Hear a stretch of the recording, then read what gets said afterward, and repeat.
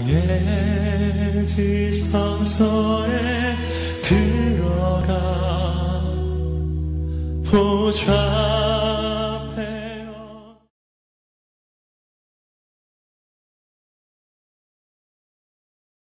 오늘도 새벽의 주인공이 되신 여러분 모두를 주님의 이름으로 축복합니다.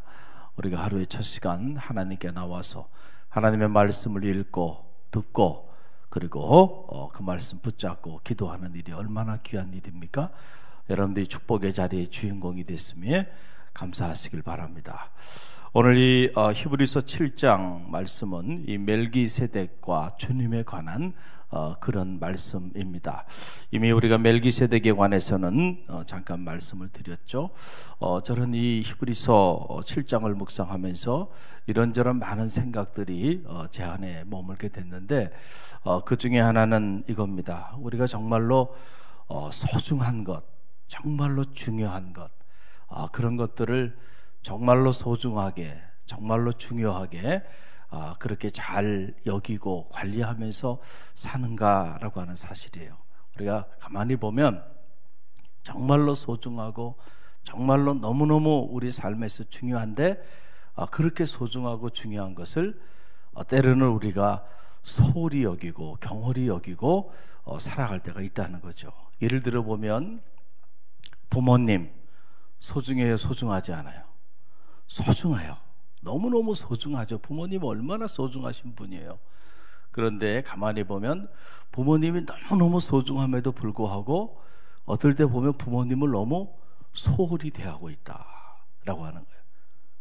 자, 예를 들어 보면 이런 거예요. 자, 가끔 만나는 사람, 그 사람에게 내가 조금 실수를 하거나 그러면은 바로 뭐 해요? 사과합니다. 어떻게 사과할까 고민하다가 하여간 최선을 다해서 그 사람의 마음을 풀어주려고 애를 쓰죠. 또 직장 동료, 친구들, 심지어 그들의 생일도 챙겨주고 때로 같이 밥도 먹고 영화도 같이 보러 가고 그렇게 해요, 자녀들이.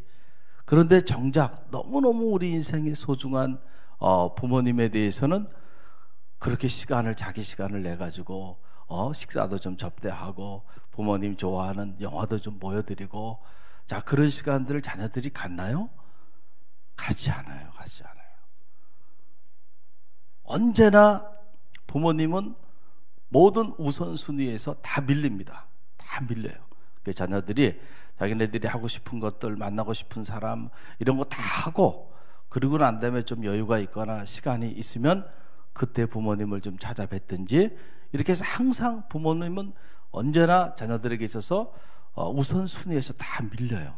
그러다가 부모님을 딱 찾아올 때가 있죠. 그때는 언제예요? 뭔가 필요할 때 지들이 틀림없습니다.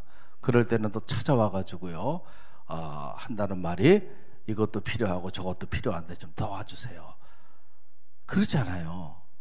어떨 때 제가 가만히 생각해 보면 우리가 주님을 이렇게 대하고 있지는 않은가 그런 생각이 들 때가 있어요. 정말로 주님을 여러분 인생의 최고로 소중한 분이라고 생각합니까? 그렇다고 한다면 주님의 일을 또 주님께 내가 헌신하고 봉사하고 주님 말씀대로 순종하면서 하는 그 일을 그렇게 가볍게 그렇게 인색하게 할 수가 있을까?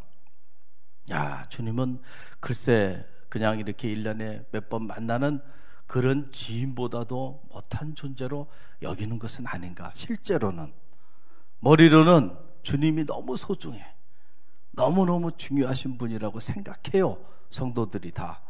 그런데 실제로 주님을 대하는 걸 보면 아니야.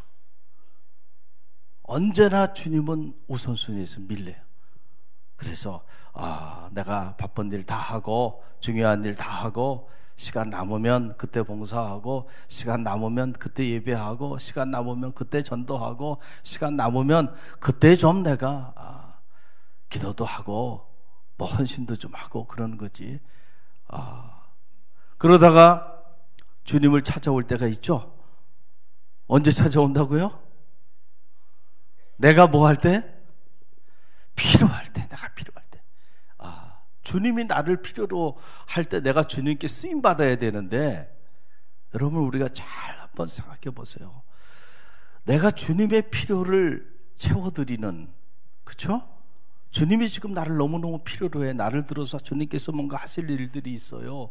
나와 영적인 교제를 나누기를 원하세요. 그런데 그럴 때는 주님께 나오지 않아요.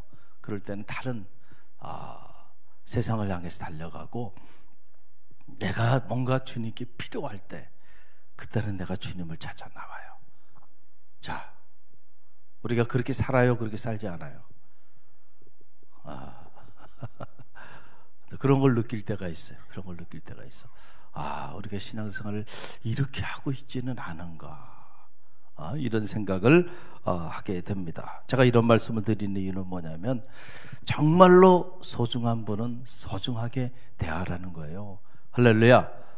여러분, 이 히브리서 7장 말씀 보게 되면 이 멜기세덱과 주님에 관련된 그런 말씀인데, 이 유대인들이 정말로 주님이 그들의 삶의 자리 속에서 유대인으로 있다가 기독교로 이렇게 귀한 사람들이 얼마나 주님을 귀하게 여겼으면 유대교에서 기독교로 귀했겠어요. 그런데 실제로는 그들이 그 주님을 그렇게 귀하게 여기지 않고 다시 또 유대교로 돌아가 버리는 이런 안타까운 일들이 일어나게 됐다는 거죠. 그래서 오늘 이 히브리서 7장 안에서는 주님이 얼마나 귀한 분인지 아느냐, 너희가 믿음의 조상으로 생각하고 있는 아브라함 대단한 인물이고, 너희가 그 아브라함의 자손이라고 하는 것에 대한 자긍심을 가지고 살아가지 않느냐. 그 유대인들의 자긍심이죠.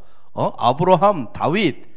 그런데 주님은 이 아브라함이 멜기세덱에게 10분의 1, 11조를 바치고 그 멜기세덱의 축복을 받았어.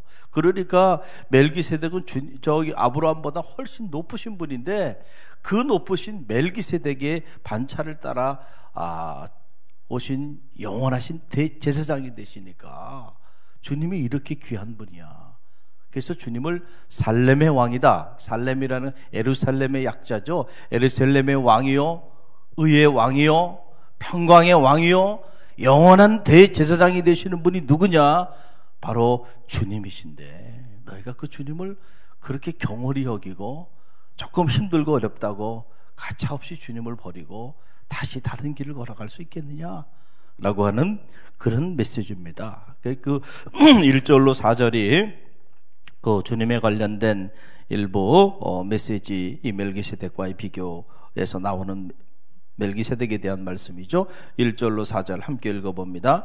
이 멜기세덱은 살렘의 왕이요 지극히 높으신 하나님의 제사장이라. 여러 왕을 쳐서 죽이고 돌아오는 아브라함을 만나 복을 빈 자라. 아브라함이 모든 것의 10분의 1을 그에게 나누어 주니라. 그 이름을 해석하면 먼저는 의의 왕이요 다음은 살렘 왕이니 곧 평강의 왕이요 아버지도 없고 어머니도 없고 족보도 없고 시작한 날도 없고 생명의 끝도 없어 하나님의 아들과 닮아서 항상 제사장으로 있느니라. 이 사람이 얼마나 높은가를 생각해보라. 조상 아브라함도 노량물 중 10분의 1을 그에게 주었느니라. 아멘. 할렐루야. 바로 이 멜기세덱이 이렇게 귀한 분인데, 주님께서는 이 멜기세덱의 반차를 따라 오신 대제사장, 영원한 제사장.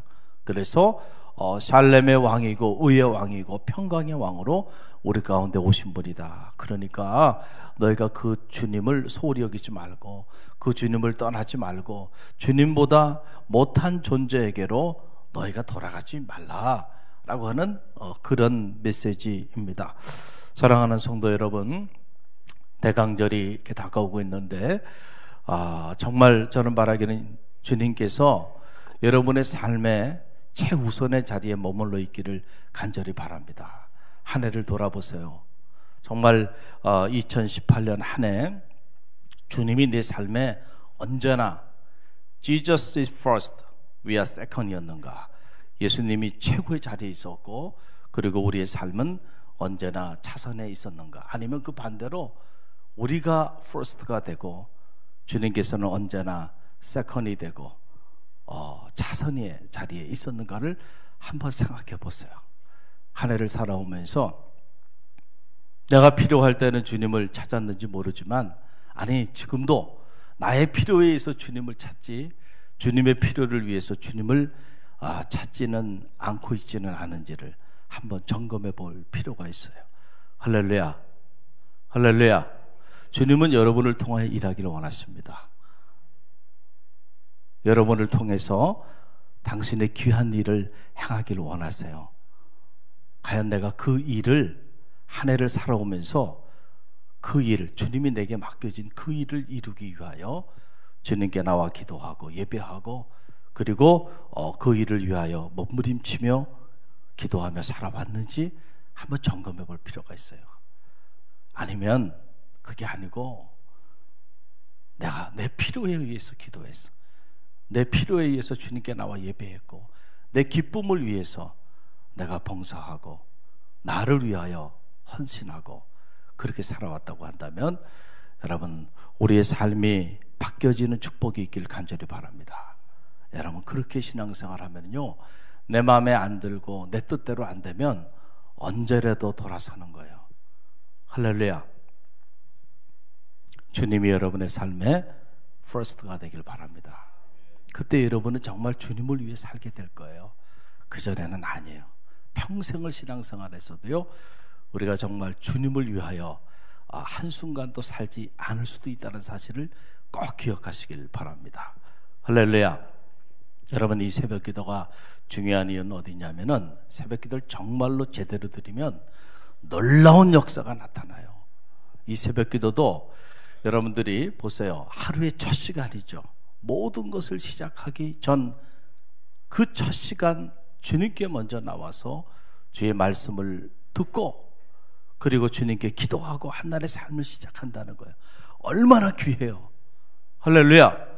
우선순위가, 영적 질서가 바로 잡히는 거예요. 여기서부터. 할렐루야.